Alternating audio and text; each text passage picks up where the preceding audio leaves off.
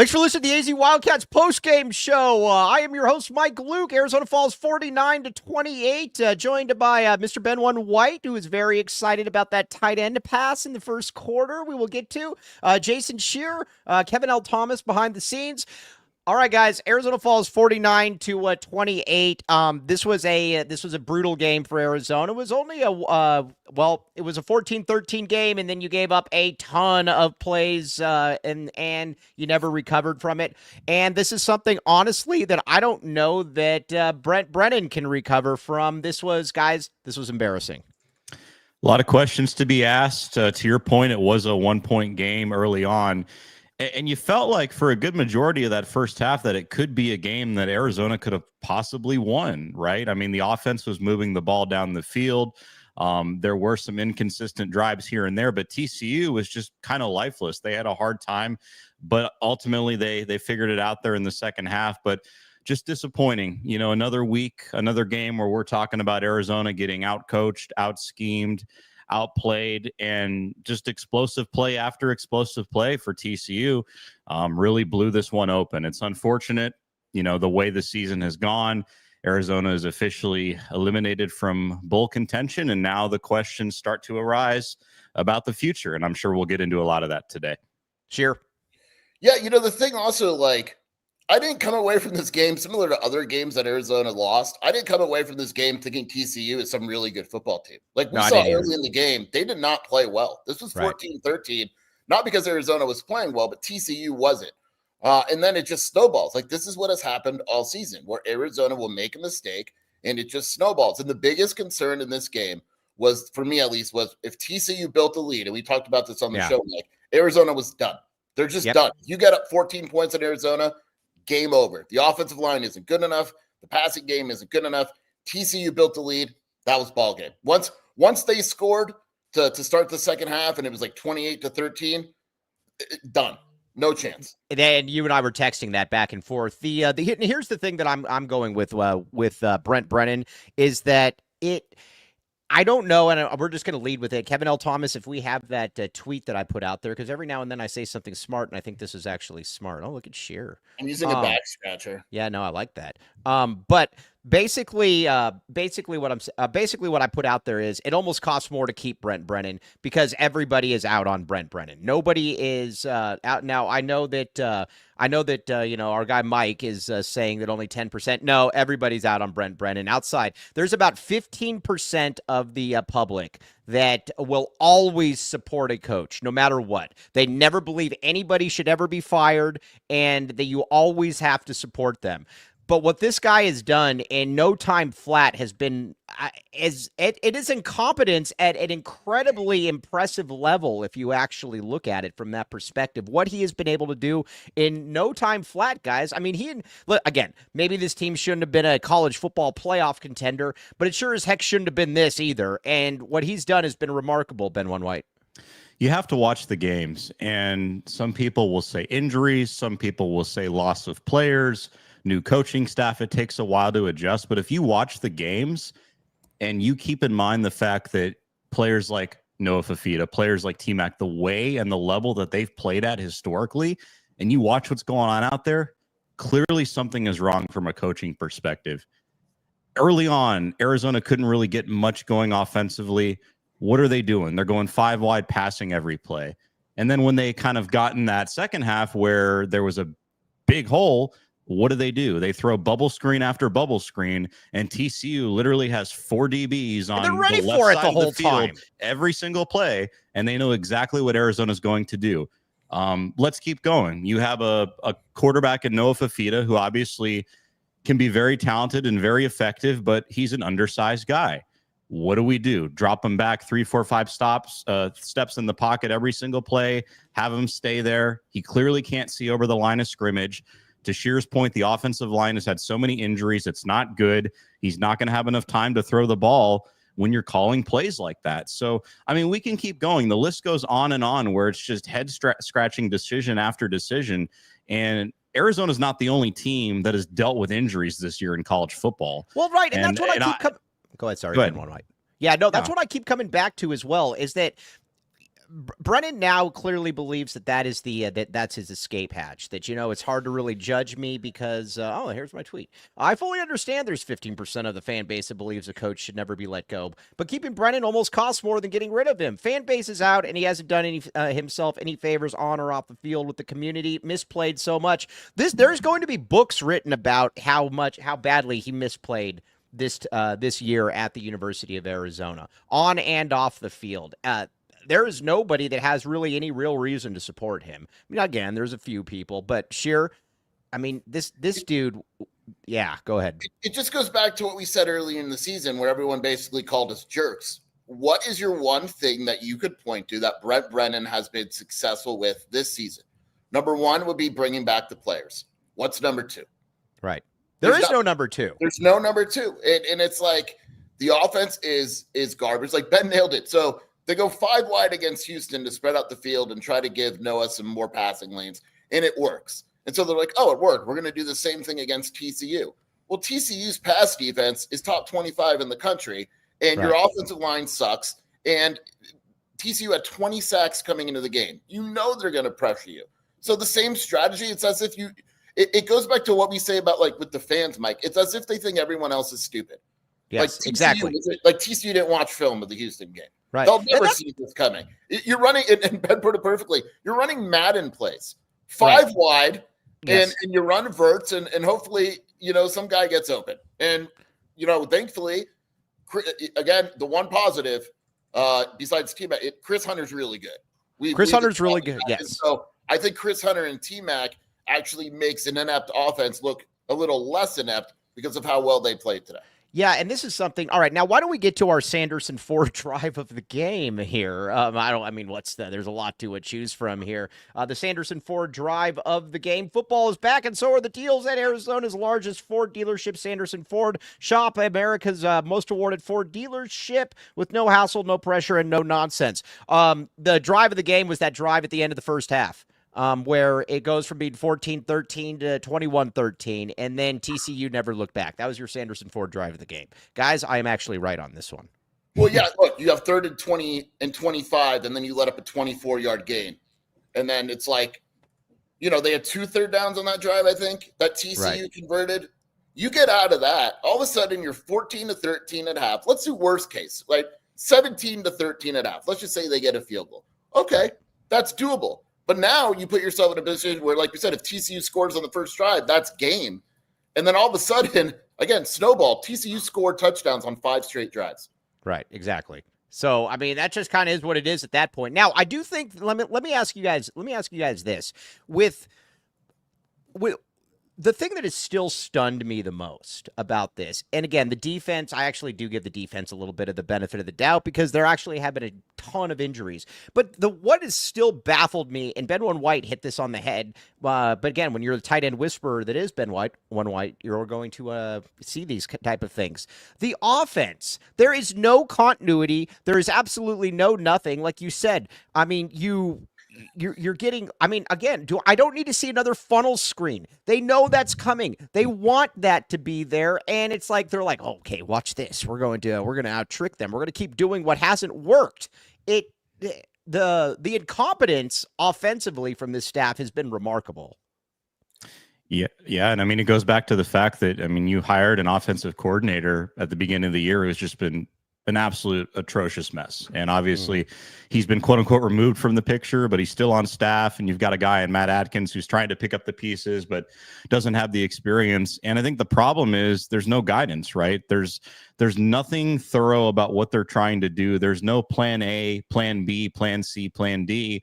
And you kind of wonder what kind of play call sheet are you looking at? What do you do all week in practice, right? So yeah, I mean, there's a lot of questions. It's been a very elementary level offense. I can't make sense of what they're trying to do. It seems like nobody, whether it's us locally or people around the country who watch this team, I mean, I can't tell you what they're trying to do. And you know, when things go south, right, traditionally it's the head coach's job to step in and try to pick up the pieces and figure something out. And this goes back to Brennan, where there's no experience there. There's just no credentials there, where you look at his coaching record, or coaching history rather, and say, okay, how does this guy kind of get this offense back on track? And it's not rocket science. When you have an NFL wide receiver, you have one or two solid running backs who can get things going. Granted, the offensive line hasn't been good, but if you scheme some plays to the outside and mix and match, you can move the ball. But there's no reason that the offense. This is what I keep coming back to, though. There's no reason the offensive line should have been this bad. Again, no. I get that you lose Jordan Morgan. You still got 3 studs going into this season. Jonas Avenea is a first-round pick. Wendell Moy was on NFL draft boards. Josh Baker is solid. Again, it shouldn't have been this bad. It goes back to playing to strengths. Like, you know, and I know Brent Brennan loves Josh Oglesby. That staff loves Josh Oglesby. I was on him early about not being good, Sheer. You come in and you change the scheme. And then not only do you change the way they block, you change the way they run. So now you're pulling, and you're pulling with guys that aren't good at pulling, and this is what you get. And it's like, it's almost like I realize that coaches want to run their own scheme, but it's like, if it's not broke, don't fix it.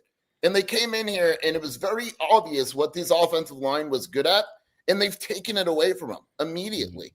And you said, whatever you were good at, which was standing your ground and all that, we're not doing it anymore. Noah Fafita, you're good at this. We're not doing it anymore. Like, it just, and that's why guys don't look as good as they did last season, because you're not playing in any way, shape, or form. They have not played to the strengths of the offensive personnel. Yeah, and that's where it's also now. Let's stay on that. But first, it is also time to talk about some Bills, my friend. NUTRL. All right, Ben One White. You drink NUTRL. This is true. You're hanging out in the slums of Calabasas doing your thing. But when you're doing that, you're also drinking some NUTRL. Scouting tight ends, drinking NUTRL. This is true. This is true. I thought you were going with the branded Bills, though. You said Bills. Yeah. You I know. I've actually been very clever on that one. But in my vision last night, Mike, within my sight, Erica had 5 NUTRLs. Yeah, you could tell. Erica was having a good time with herself. But be like Erica all day. Keep it tasty. Keep it scrumptious. Enjoy responsibly. 2024 Anheuser-Busch NUTRL flavored vodka and carbonation, St. Louis, Missouri. Check it out. Also, Ben One White, we have a question for you. When was the last time you went to Circle K? Ooh, good question. I think Wednesday. Okay. Not soon enough. Jason One Shear. When was the last time that you went to Circle K? Thursday. After the one out in Gladys Farms? No, 6th Street is my one, dude. I go there I fill up for gas once a week at Circle K before or after a press conference. The amount of girth that goes into that one Circle K is just immense. It is it's fantastic. Check it out though. Circle K, again, the great thing about Circle K is also this though. You can be part of the inner circle like our good pal Ben One White. Join Inner Circle for free by downloading the Circle K app today. Terms and conditions apply at participating locations. Visit circlek.com for details. Okay, now let's get back to some football here. What were we talking about before this? Also, guys, keep an eye on the ASU game for me as well. Kenny screwed up again, dude. What did he do? He went for it on 4th and 1 from the BYU 11. The field goal would have put him up 31-23. They missed it. BYU ball at the ASU 49. How much time left? 124. Yeah, it was not a good decision. All right. Well, Kenny, but you know what? A part of me doesn't mind it because at least you've got it's aggression. Yeah, at least you've got an identity. He's got an identity. Kenny goes for it on 4th down, man.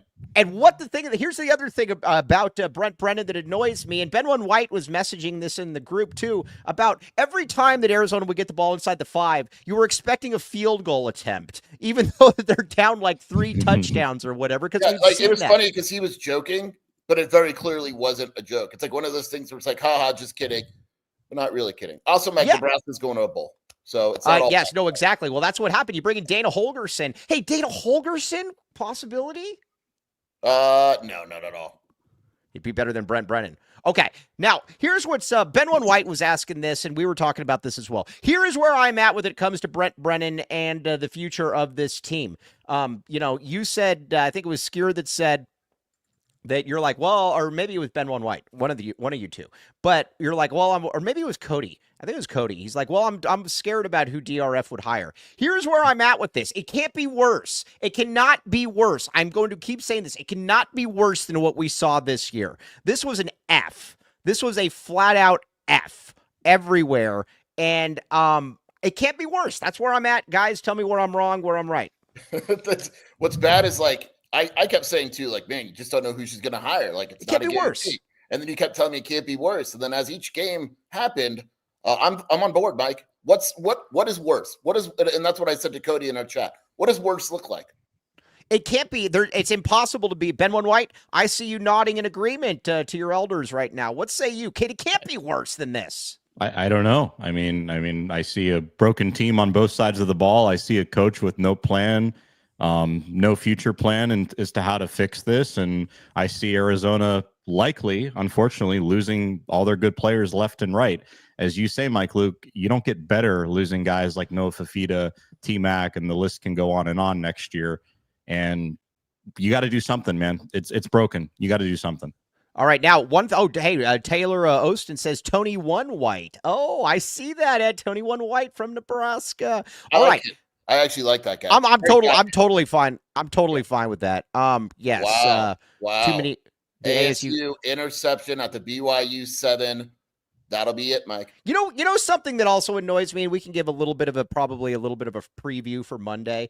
You know what? I'm going to do that at the end of the show because that's something. But I also want to give my branded Bills tip of the cap. T-Mac. And now, brought to you by Branded Bills. Elevate your brand with the Branded Bills, the official headwear and apparel of, use code PHNX for 20% off your first order. Tip of the cap. T-Mac, I feel terrible for these guys because T-Mac is there's never been a wide receiver that has come through here, anything like T-Mac. We wasted him. There's no other way to put it. He was wasted under Brent Brennan. Tip of the cap, salute emoji to him. He's going to be playing in the NFL, but man, best wide receiver in school history, and he did it in 3 years. Yeah, that's the thing people don't bring up enough. He did in one less year than Bobby Wade. And again, I like Bobby Wade. He's a million times better than Bobby Wade. Yeah, he is. I don't know if I could, in my time, and obviously you're much older and wiser than I am, Mike. In my time, he's the best player I've seen at Arizona. Yeah. Oh, for sure. It's not even. If you started like Shear did in about 2008, he is clearly the best. 2001. Oh, man, you got here during Makovic. Yeah, that was my student year, so I know what bad looks like. Yeah, but either way, tip of the cap, Branded Bills, Ben One White. Justin Spears was never a fan of T-Mac. And we tried telling him in spring when he got here. I'm like, dude, he's good. And Spears just never saw it. But Ben One White, you saw it. You thought T-Mac was good. This is true. This is true. In my opinion, he is the best receiver in all of college football. And when you look at the draft boards and what people are saying and projecting, that will certainly pay off in the spring. But look, I mean, they get one good year in the 10-win season. Nobody expected Arizona to do anything relatively to that level. You go in, you fall behind against Oklahoma. It was a special moment. You had a special moment, I think, a little bit as well in the offseason with the transition and coming back, and everybody was together. And from there, it kind of just fell apart. But good for him. I think he enjoyed playing with Noah Fifita and a number of his teammates, and now he's on to bigger and better things, Mike Luke. Don't be sad because it's over. Smile because it happened. That's all I can say when it comes to him. I love that. Oh, wow. That very wise Ben One White. Now, I just got a message from Kevin L. Thomas. I think that he wants to do the back the A player of the game here, NUTRL, since we're talking about T-Mac. Why don't we do that as well? T-Mac, this guy's good. This is brought to you by NUTRL. Check it out. NUTRL, back the A player of the game. 9 catches, 115 yards. Obviously broke the school record. Like I said, a salute emoji. He is he's one of a kind. He's the best wide receiver in the country, and anybody that tries to say otherwise is full of sillies. They are not right. Yes, he is the best. I mean, you're casual. I mean, like Travis Hunter is great today. I just think that T-Mac, because you got to keep it in mind with the context too. Like when you look at Hunter, for instance, he's surrounded by so much talent. Mm-hmm. At Ohio State, we have Jeremiah Patterson. Watch your mouth. Jeremiah Smith at Ohio State, surrounded by an insane amount of talent. Like all these guys, right? T-Mac is surrounded by Jeremiah Patterson. Like you mentioned, and Chris Hunter, who is fine, but a defense's entire game plan is to contain T-Mac. With those other teams, you can't do that. And TCU was bracketing him, and this dude was still getting open. Right. By the way, Joseph keeps asking, word on the street is that Justin Spears is currently trying to get a comment from Desiree. So we'll see. Interesting. All right, that will be fascinating. Okay, now one other thing too that I want to talk. Everything about Brent Brennan is forced. It does not make any sense. Nothing has come natural to him on anything that he's done. You watch him on the sidelines now; he's showing emotion. By the way, he was out handing out pizzas last night, which was also one of the most, or the day before. That was one of the most cringe things ever, dude. It's and our guy NPOB, the great NPOB _1 said, "Yeah, it's cool you're doing this now. Maybe could have done that in August or September." It just goes to my point, though, that everything this guy does has been a miscalculation. And Sheer, I asked you this on the phone. I said, is Brent Brennan lazy? And you said, no, I don't think he's lazy. I think that he's just in well over his head.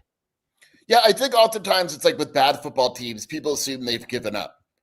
They haven't given up. They're just bad at their job, right? Like they're trying, they're just not good. I don't think Brent Brennan has never come across as lazy to me, really. I know that he's involved with recruiting and all that. It's just if you're not good at what you're doing and you're struggling, people just think you're not working hard enough. Right. Ben One White?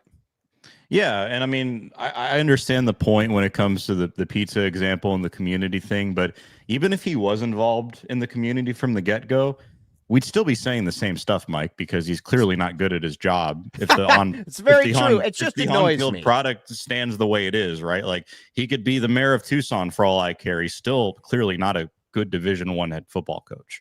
Right. So that's kind of how I look at it. And again, right, there's been a number of people, whether it's us, whether it's other people in the media, obviously the most important one being the fans as well, because you see the attendance, you see the comments, you see what people are saying. If this guy was so good, or forget that, if this guy was even the answer going into next year, how come Arizona hasn't vocalized it? And we know that privately people have tried to reach out, both privately and publicly, and nothing, right? If you generally have somebody you back, you're going to come out and say, look, injuries have happened. We've had some challenges, but we're confident in this guy moving forward. The players love him. They haven't quit on him. I haven't heard any of that.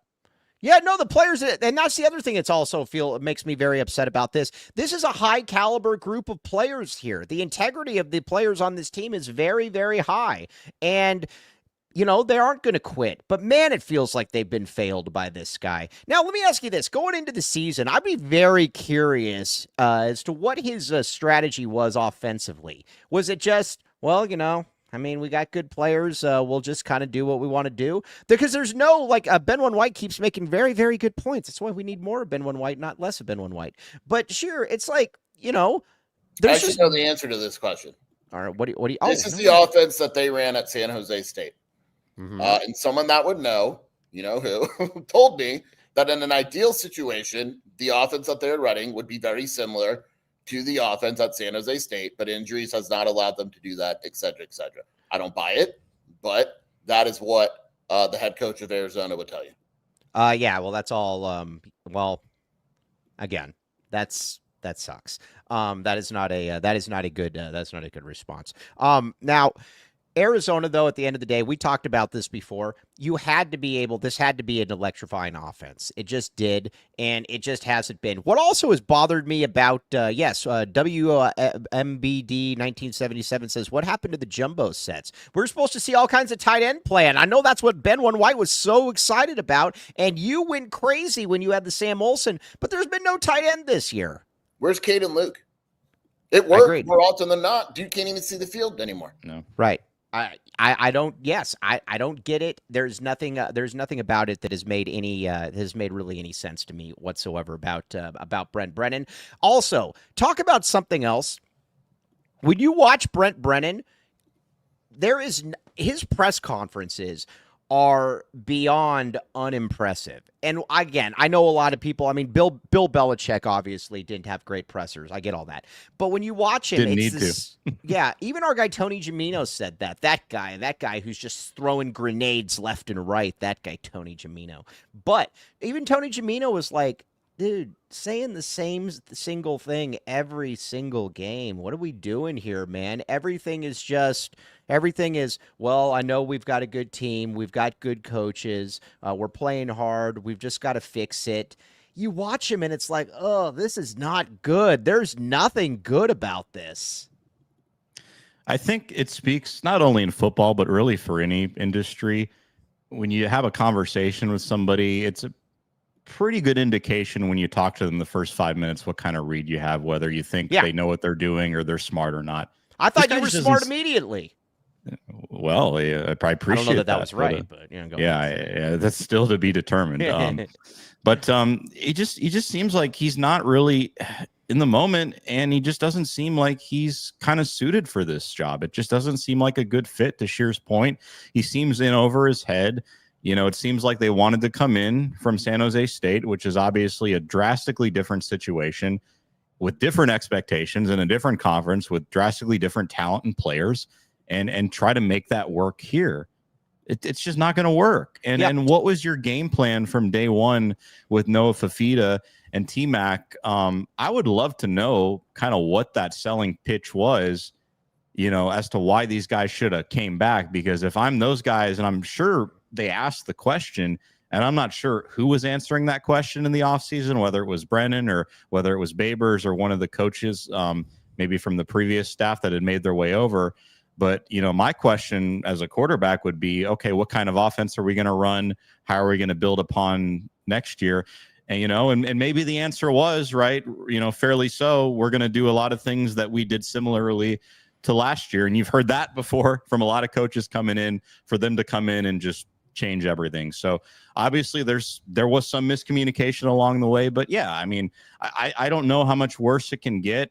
And if these games look different, where maybe Arizona was a little bit more competitive, or Arizona was upsetting some of these teams, right, we'd be having a different conversation. But the regression week after week, not only with the coaching, but the players, the good players. I mean, it is November 23rd, and the ESPN telecast is talking about how does Arizona's offense get T-Mac more involved. I know that's fantastic. That was, by the way, those commentators were terrible. Yeah. Dude, but what are we doing here? This ASU game is insane, Mike. So Dilly ran backwards. So it's 4th and 49 or whatever. So he ran backwards to kill time. They didn't kill all the time. So everyone is rushing the field. Dillingham's losing his mind. They're going to put 1 second on the clock from like the ASU 40. Oh, so they're gonna. Oh, we still got hope then. Exactly. Here's a thing too, like that bothers me also. Like Arizona just got their ass kicked, right? Right. Multiple coaches are currently tweeting highlights from the game. No way. Like T-Mac did great, and I get it. Congrats to T-Mac. Wait a few minutes. You got coaches retweeting Chris Hunter's touchdown. Awesome. You just got blown out. This is not it. Let's talk about this for a second. Is there the marketing department, the social media aspect of this program also, I think, has been bad, to put it mildly. It's almost like there's either nothing or it's tone deaf. I mean, it's like after the Houston game where they were literally acting like they had just won the Super Bowl. And they're taking, and again, I'm not blaming the players, because that is what it is. But they're taking team photos at midfield. Yeah. And what are you doing here, man? From that just looks JV-ish. It just I don't know how much of a choice you have, though. I mean, to your point, like, do you have to go all out and act that way? No, it looks ridiculous. But again, we're sitting here trying to put lipstick on a pig. Like that's really what this is, this whole season, this whole situation. So I don't know if it's fair to completely bash those folks, but I get your point. It's a bad look. I would be more, and we've talked about this every day, it seems like, Mike, you and me, going back to last week since Houston, the way you acted, Brennan acting like he won the Super Bowl or something. Like, I mean, I point the finger at the head coach for everything. We can go into the layers, but bottom line, it's his fault. Yeah, I mean, it is his fault. And Scheer, you've been on the social media stuff from day one here's what basically happens. Scheer knows that I'm a loose cannon and I'm not all there. So what happens is Scheer, if he wants something put out there, generally will send it to me and say, hey, Mike, tweet this. And you did that yesterday with like the pizzas and stuff. And so I got gladly obliged with that. But it's like, you're supposed to say that out loud, Mike, but thank you. Yeah, it's like when somebody texts me during the show and I'm like, hey, wait a second, hey, let me read this for it. But yeah, holy moly, ASU, did they really rip the goalposts out and they have to put them back up? This is be so cool if the Rats penalize on 15 yards right now. Oh, and then they make it like far more. Oh, that'd be great. But people keep asking if there's a firing, when it'll happen. I don't think any of us know. The only thing that you could look at, and again, I'm not even saying he's going to be fired. She fired Tony Sanchez at UNLV on the Monday of rivalry week. That's the only thing you could compare to. So the only thing that says is she's not against firing a coach in a season. Yes. All right. Now, Kansas, another little bit good of. But don't news. you have to do that differently now, though, with the nature of NIL and everything? I'll tell you this, Ben. Signing day is December 4th now, dude. Right. Like, why aren't we doing it right now? Yeah. I would agree. By the way, can we give Speedy a little bit of credit here? A lot of people beat him up when I said he was very smart to redshirt. Sheer, you were even like, well, if he gets a couple carries here or there, he absolutely made the right decision. I have a wild scenario since we're doing scenarios. Huh. Why should T-Mac play against ASU? I totally agree. We're going to get to that in just a second. I think it's a legit possibility that he sits out ASU. They're not bowl eligible. Andy has the record, and he's declaring for the NFL. Why is he playing? Now, do you think Brent Brennan Jonah's going to play either? Do you think Brent Brennan knows that he's going to declare for the NFL draft or no? They do know.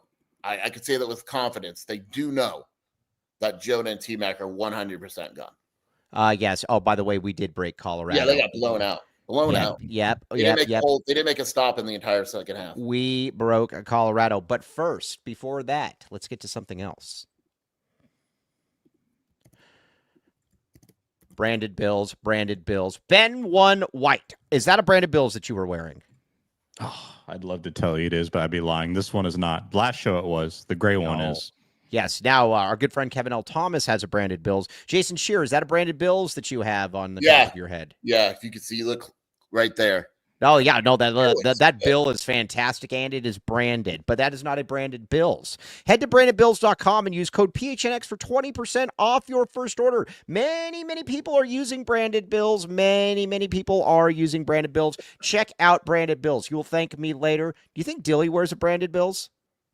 Yeah, absolutely. By the way, they have everybody off the field right now, and Jody Ayler just put out a pretty funny tweet. He goes, do you restorm the field?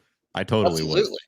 Yeah, I think you do. Yeah, you're just getting stretched out. But either way, check it out. Head to brandedbills.com and use code PHNX for 20% off your first order. Also, what we're talking about, Sanderson Ford. Girth. Strength. Sanderson Ford. Now, one thing, Brent Brennan does not look like the type of guy that drives a Sanderson Ford. Is that true? Wow. Shelby literally just told me that a Sanderson Ford would be a better coach than Brent Brennan. Ben One White. You would agree, though, that Sanderson Ford does not look like something that he would probably ride. No, he's probably driving a Prius. No, all right. Either way, Sanderson Ford, though. Wow, Ben One White. But either way, shots fired. But Sanderson Ford, be like Tobey Owaka, who likely has a Sanderson Ford. Girth. Get new 2024 F-150 trucks with 3.9% APR financing for 66 months, plus up to $4,000 cash back. Similar savings on over 900 new and pre-owned vehicles on the lot. So don't miss the Sanderson Ford Black Friday thank you sale. OAC through Ford credit up to $4,000 cash back, requires trade-in of a 95 or newer vehicle. Offers expire November 30th. Sanderson Ford. All right, now, we got a super snap from Rodrigo de la Viva, I believe. Hold on, Vivara, wow. Great name. Dude, you're so good at these names. No, I am. These great, because I'm jealous of people with cool names. He's got a cool name. Arizona will never beat ASU so long as Brennan is the head coach. Maybe if Dwayne Akita is the head coach, that would be very, very, very, very appetizing. Now, WMBD 1977, Ted Wardo is going to donate Hedgie as a tackling dummy. Tedwardo could probably get 3 tackles in a game right now. Hold on a second. Ted Wardo, come here. Ted Wardo, Teddy, come here. Teddy, come here. Hey. He doesn't listen to me. He's a jerk. Also, one thing we need to put out there, and I've been saying this, I started kind of as a joke, but we need to be very clear about this. There will be no slander of Tommy Lloyd after what we've watched from the football season team this year. We need to understand what is good and what we should be happy with. There will be no Tommy Lloyd slander after what we've had to sit through with Brent Brennan. Jason Shearer, you would agree with that? Yeah. Yeah, look, I know it's not fun rooting for Arizona athletics, but there's a difference between losing to the Dukes of the world and losing by 80 to TCU. TCU. Ben One White, you would agree with that? I would agree. Yeah, I mean, it's not like we've seen back-to-back losses. Oh wait, it was the first time in Tommy Lloyd's career we've seen that. And you only let Duke score 60 points? Was it 65? Something like that. They're averaging 85 plus a game. So yeah, the world is not ending. Relax. I'm amazed at the amount of people that Tommy Lloyd in his first 3 seasons has won the second most games of any coach in NCAA basketball history. A couple Sweet 16s in there, and people are like, nope, just not cutting it. Got to get rid of him. No. You guys are all wrong. But I do have go ahead, Sheer. Well, my easiest the easy retort here, Mike, is whenever someone says it, you say, okay, who would you want that's better? And then they either come up with no one or they come up with one of the worst lists you've ever heard in your life. Right, yeah, they'll come up with something like Mike Montgomery. Something. Kevin O'Neill? I mean, I don't really know what's... hey, too soon. Would you hire Kevin O'Neill to coach football? Absolutely. Yes. Oh, because here's the thing, and this is what I keep coming back to, is that if I'm going to lose a football games, let's talk coaches now for a second. If I'm going to lose football games, I want to be entertained. It is that simple. Rich Rod's killing it. I mean, I know they won't hire Rich Rod. USA championship today, Mike. Probably going to be the conference coach of the year as well. They might finish the season ranked. I mean, Rich Rod, yes. But yes. But what happened with Karnley at the end? I think you got to kick him off the team or suspend him. What happened? I guess I missed it. The TCU lineman was talking a little trash. And Karnley talked a little trash, and then Karnley hawked a big look right in his face, and clear as day. Clear as day. Yeah, that's that. Yeah, that you've got to do something about that. Yeah. Now listen, Mike Aquina, if your bus throwing D is really bad, here's the thing though: the D is only going to be able to be as good. Oh, that sounds terrible. Yeah, you got to be careful here, Mike. Yeah, the defense. Listen, it's got to be a bend but don't break. When they're out on the field the whole time, and there's not a lot of talent there to begin with. They've had a lot of games this year where they played more than well enough to win. The defense has not been the problem. I am more than okay with Dwayne Aquina. I mean, heck, TCU had 14 points in the first half. It is what it is, man. They just did not have a lot of that. Oh, Chippy P. I like when this guy comes in. He listens to the show, but he says, but he just bashes me the whole time. I like it. But either way, I have no problem with Dwayne Aquina. The talent is just not there. I am more than okay with Dwayne Aquina. What say you? Yeah, I think obviously in college football, points and scoring points is what wins you games. And when your offense is this broken, I think it's really unfair to blame the defense. Now, granted, I think they did have a pretty bad day today. But again, we're not having a conversation here with 1 week left in the season talking about all the stuff that's went wrong and the fact that a coaching change needs to happen because of the defense, right? It's because of the offense. It's because of the regression of Noah Fafita. It's because you can't somehow figure out how to get the ball consistently to the best wide receiver in college football. I mean, the list goes on and on. And the guys that have come in who have replaced guys who have gotten injured, I think have really been more so on the defensive end that have sparked some things and made some big plays. So no, I don't fault them. I think things could be better. I don't love the missed tackling and some of the fundamental stuff, but yeah, like I'm not blaming Dwayne Aquina or anybody on that defensive staff or side for any of this. I mean, it really starts on the other side of it. And again, when your offense is absolutely giving you nothing, no run game, no ability to consistently make things happen on third down. And even when they were, I mean, 10 for 19, that's not great, but I mean, it's still pretty good compared to what we've seen the last couple of weeks. But even when they were driving the ball down the field, they just couldn't finish drives. I mean, it resulted in a field goal, or there was a turnover on downs, I think, once. So yeah, I mean, your defense is going to do as much as your offense allows, right? And that just hasn't been the case. It still baffles me that he was not able to bring in any difference makers outside of a couple San Jose State players. Again, I get he got here late. I get all that. But, dude, all these players that he brought in generally aren't very good. Darton has done absolutely nothing. The offensive linemen that he's brought in, they've all been terrible. He didn't bring in anybody that's any good. It's wild. Jason? I'm working on something. There's a lot of rumors right now that he will be back next year, and Desiree's going to make a statement. Who are the rumors from? A source. Interesting. Well, I guess we'll see. I guess we'll find out there. But no, it's bad. So we'll see. That's going to be interesting. Now, when it comes to texted you, by the way. All right, yeah. All right, well, talk for a second then about they weren't able to bring in any players. Yeah, they weren't. I mean, they weren't able to bring in any players. The regression on all sides of the ball it made things just a complete disaster. And when you have no backup plan, when you have no ability to pivot, right? And that's kind of what those players you bring in from San Jose State. Obviously, you should have brought in some better talent, but that's what those players are ideally supposed to do, is step in, and that hasn't been the case. But I guess my question is, right, what are you looking for against ASU? Because we're probably looking at a situation where, to your guys' point, T-Mac likely doesn't play. Noah Fafita may very well not play. So is this just a wave in the towel game? Because we've had some pretty low points for this football program the last 20 years here and there. And the ASU game has always just been a different animal. It always will be.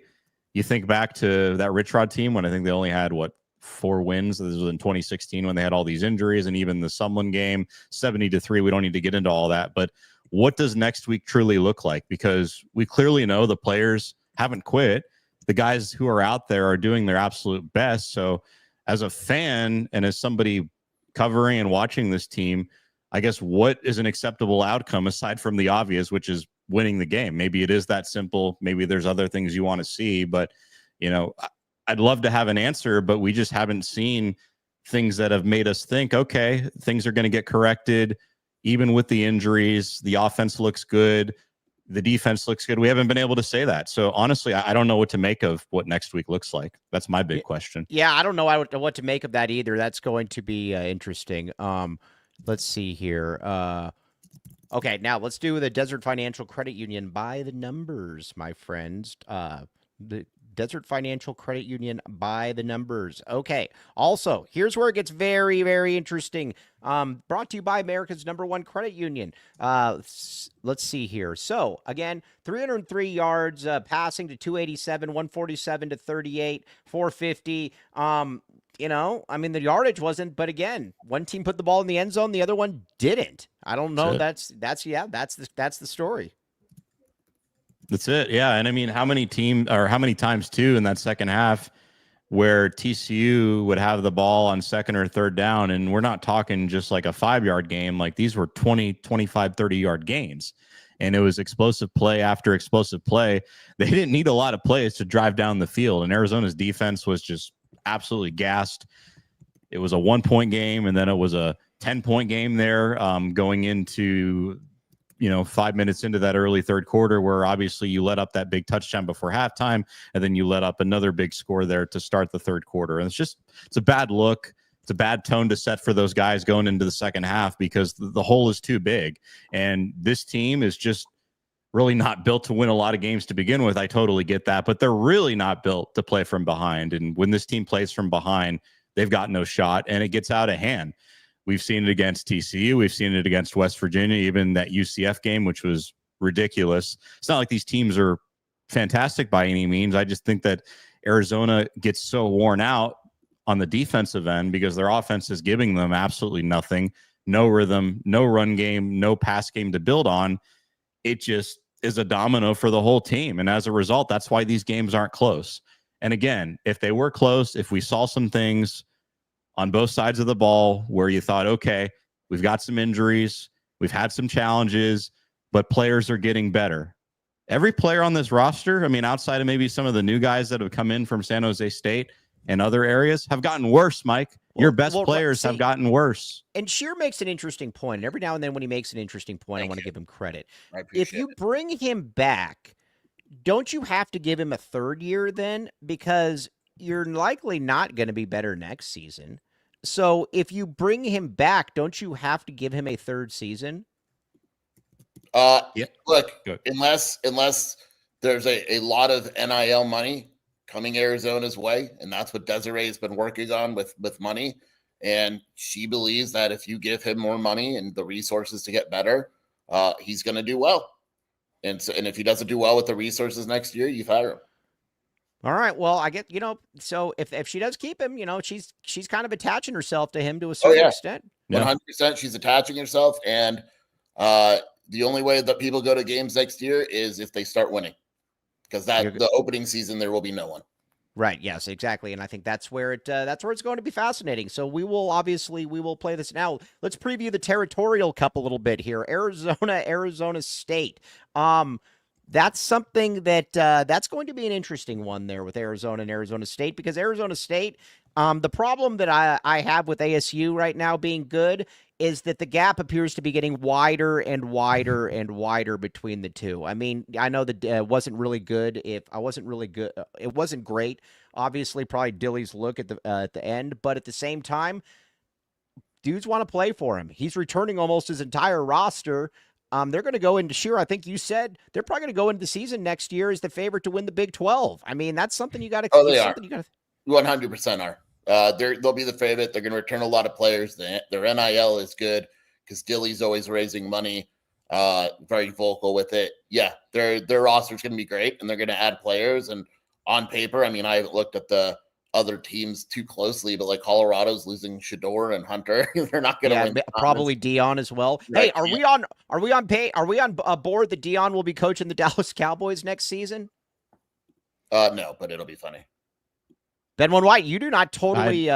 No, I'd love to see it. I just think Dion can do too much at Colorado. Like, that guy can do whatever the heck he wants, and to go into the NFL and deal with Jerry Jones, I don't know. I'd love to see it, but I don't know, man. You guys are still skeptics. All right. But, that's something that you got to keep an eye on. Now, with Arizona and Arizona State, then looking at this, Arizona State was a team that we were wrong on. They're really, really good. I mean, and they're good across the board. I mean, he's done a really good job.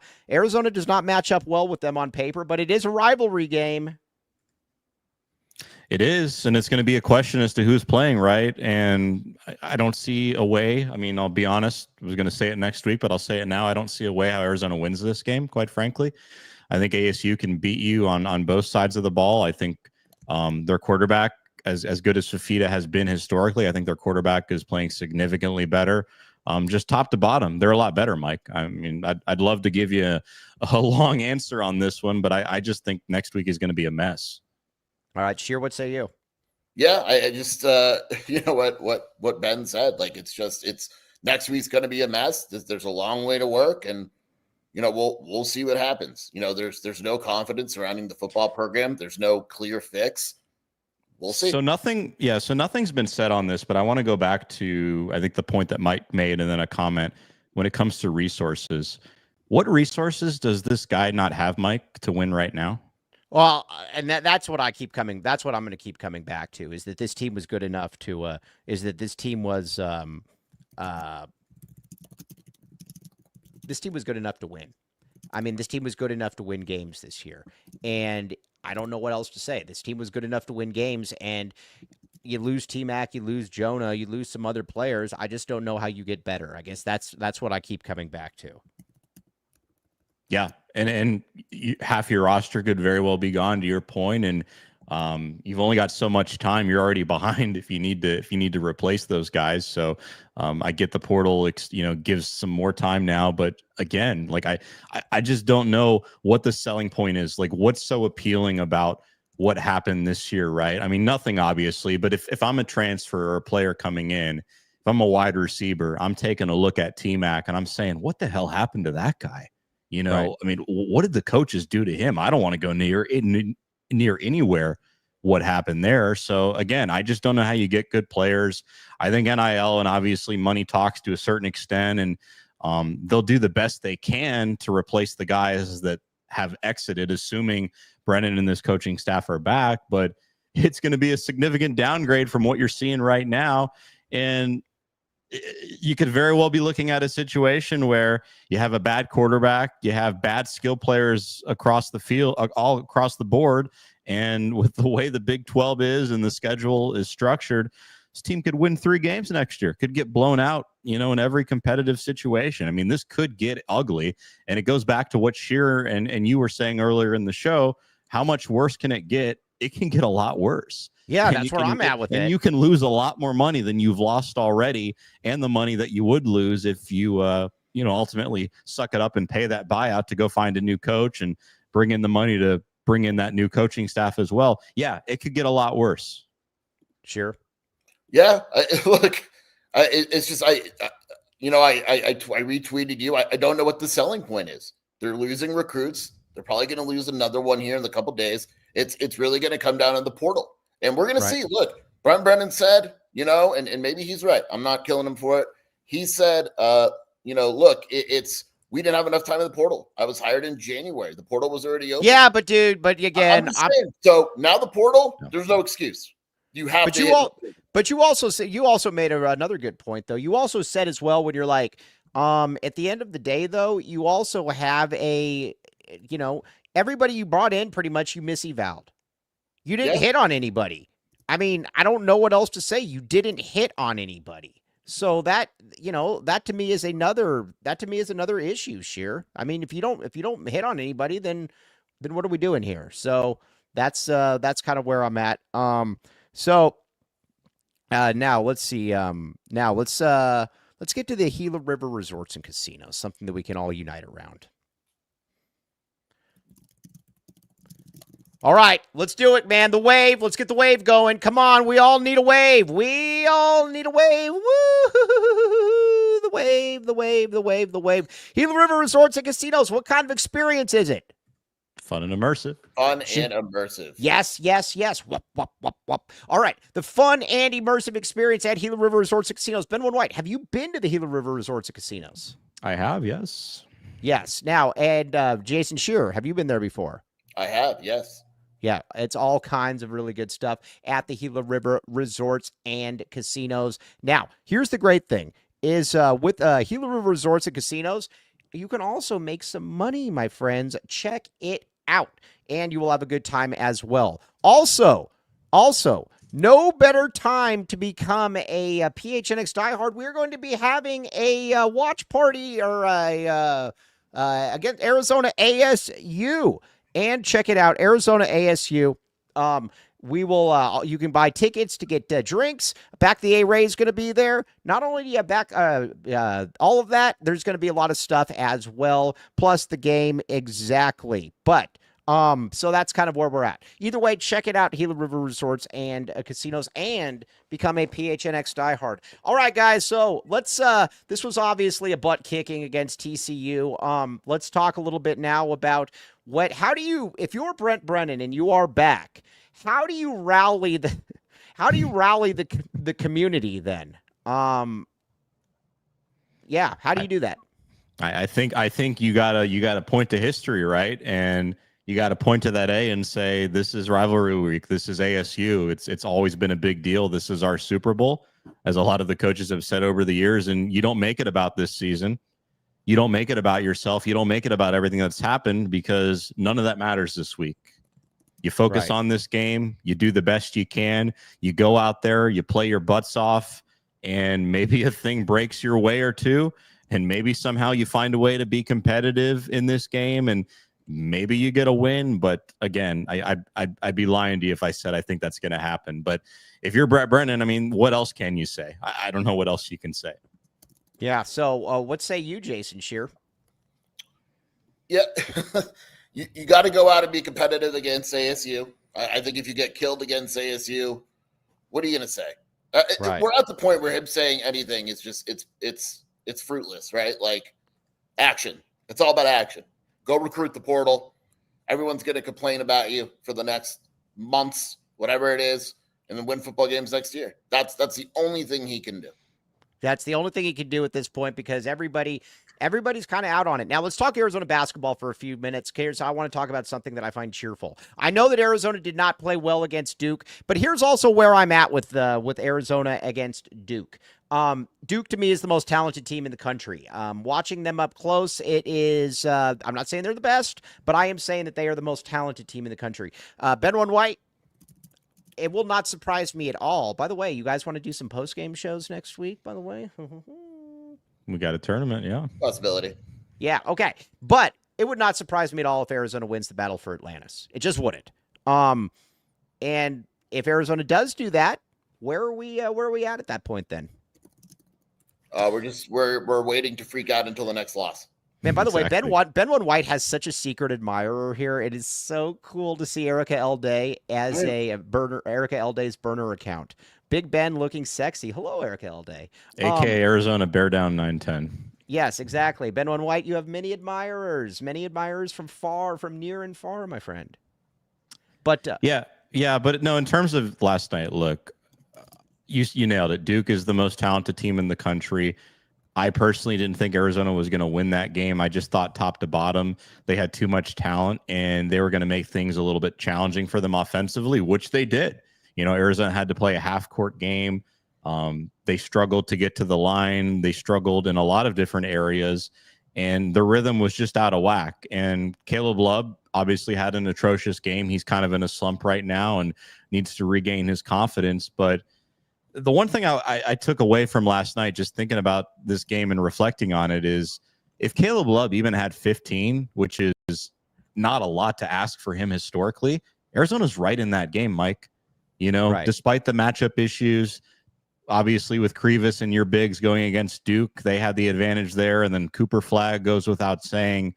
There were a number of things, and really, quite frankly, everything that went wrong for Arizona, but yet it was still relatively close. You know, I think you could make the argument that if you shoot as bad as they did from three and rebound as bad as they did, you should be getting blown out in a game like that. And it was pretty neck and neck there for a while. I mean, kind of midway through the second half, but I think Arizona can fix it just because I don't see long-term, you know, how offensively they're going to only score, 55 points and the shooting woes. I mean, this team has better shooting than that, and they obviously have the ability to get to the rim as well. So I think it's just tightening up a few things. Caleb's got to get more comfortable.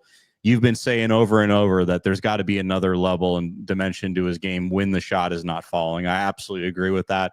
All those guys should be putting the ball on the floor and trying to get to the rim, but easier said than done against that front court last night in Duke. So am I panicking over it? No. I mean, it's what game 3 of the legit games that Arizona has played this year. It's not even December, and you'd rather have a game like this now versus in March and find out these issues and how to address them now moving forward. And I think I agree with you. Arizona could very well win the Battle of Atlantis next week. They've done good every year, it seems like, during these Thanksgiving stretches where they play either in the Bahamas or Maui.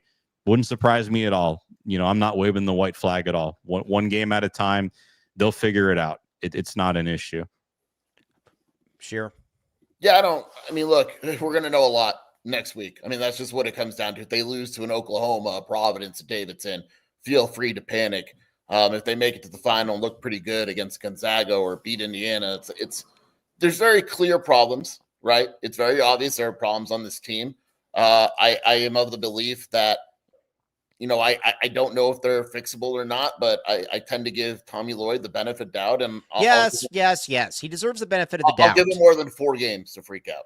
Yeah. Yes. Okay. All right. Now we should all see you next Saturday, if I'm not mistaken. Yes, for Bourbon Bent. And again, all kinds of really good stuff there. Check it out. All right, Skier, where can they find you doing your stuff? WildcatAuthority.com and the Wildcat Scoop podcast with Shelby. Ben White. You can find me at Ben1White on Twitter. All right, now I am merely Mike Luke, the prodigious Kevin L. Thomas behind the scenes, making us all better than normal. We will be back with you on Monday. We have a special guest. It is going to be a lot of fun. A special guest there, and the same offer was extended to somebody else, but there has been nothing that has been returned. Not surprised. So on that note, though, for Jason Shear, for the great Ben One White, for Kevin Thomas. Also, now, everybody in there, you guys are the best. Very much appreciate all of you. Now, TTFN, ta-ta for now. You've been listening to the AZ Wildcats postgame. We all silly like the mayor.